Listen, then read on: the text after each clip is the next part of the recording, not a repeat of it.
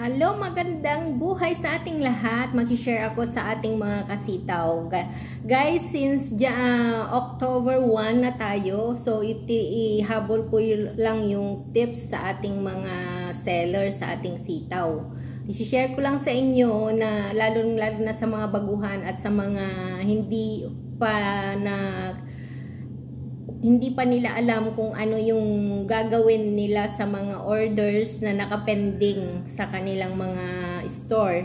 So, ang sabi nila ang sabi ni Sitaw is napatingin sa sa pintuan, baka biglang may darating yung mga amo. Ay, tuloy ko lang. Since October 1 na guys, yung order ninyo last month na nakapending September, wag na kayong mag-confirm para ma-process nyo, mag-start ulit kayo ng order ng October 1 para maayos ninyo yung flow ng iyong order processing, kasi sisitaw na ang bahala sa mga una ninyong pending nung last month. Huwag na kayong mag-confirm nung mga order last month. Ang i-confirm nyo ngayon is i-check yung date, yung mga October 1 onwards na lang yung i-confirm nyo. Kasi after 10 days at nandun pa din naman yung mga pending ninyong orders, sisitaw na ang magbahala sa kanila. Para ma-maintain or makuha ninyo yung 55% processing rate is mag-umpisa ulit kayo October 1 order. Huwag na kayong mag-confirm sa mga bagong mga dating order noong September. Mag-umpisa kayo ulit sa October 1 para maggumanda yung inyong mga processing rate. Sana maabot natin ngayon ang 55% processing rate, kasi kahit ako hindi ko naabot.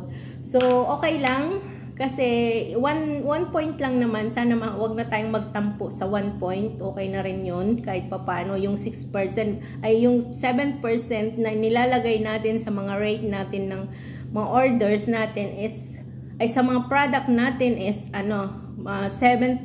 Kung hindi natin naabot ng 55% yung processing rate is magiging 6% na lang sa katapusan kung hindi natin ma-reach yung 55%. Sa katapusan pa naman, mag-evaluate ulit. Bali, 2 beses silang mag-evaluate, 15 at saka 30.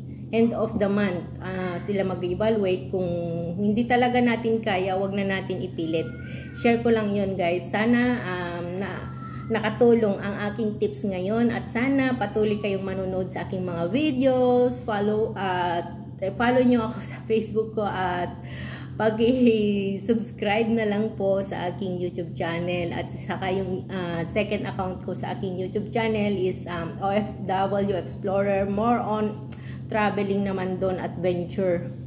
Minsan na-upload ko dito sa aking tutorial, pero pag andyan na, hinahayaan ko na lang. Pero hindi naman lagi. Sana mas marami pang manunood sa aking mga videos, at sana mas marami pang susuporta, at maraming salamat sa mga nanonood at sa mga nag-subscribe. Sana patuloy nyo akong suportahan, at gagawin ko ang aking makakaya at makasupport din ako sa inyo.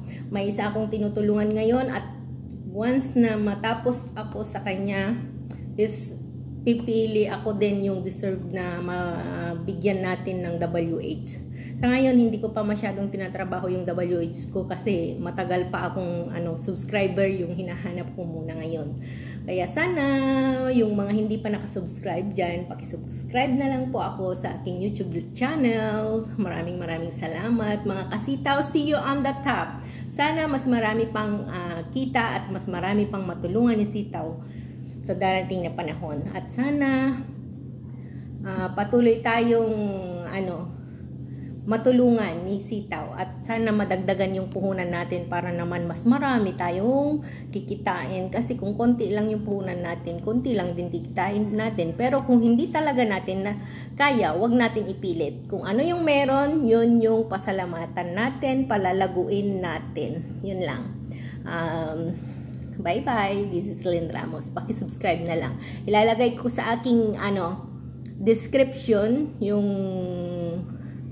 referral code or referral link kay Sitaw at ilalagay ko din sa aking thumbnail yung referral code natin. At sa mga gustong gumamit, maraming salamat. At sa mga gumamit na, nakikita ko na yung mga magiging ko doon, share ko. Maraming salamat guys, at malaking tulong yung paggamit ninyo ng aking referral code. At saka mga gusto pang gumamit ng referral code ko, gamitin nyo after nyong maka-sign up. Ipagamit nyo rin sa iba yung inyong referral code para magkaroon din kayo ng 3% sa kanilang mga sales. Kasi nagkakaroon ako ng 3% sa mga sales ng mga gumagamit ng aking referral code.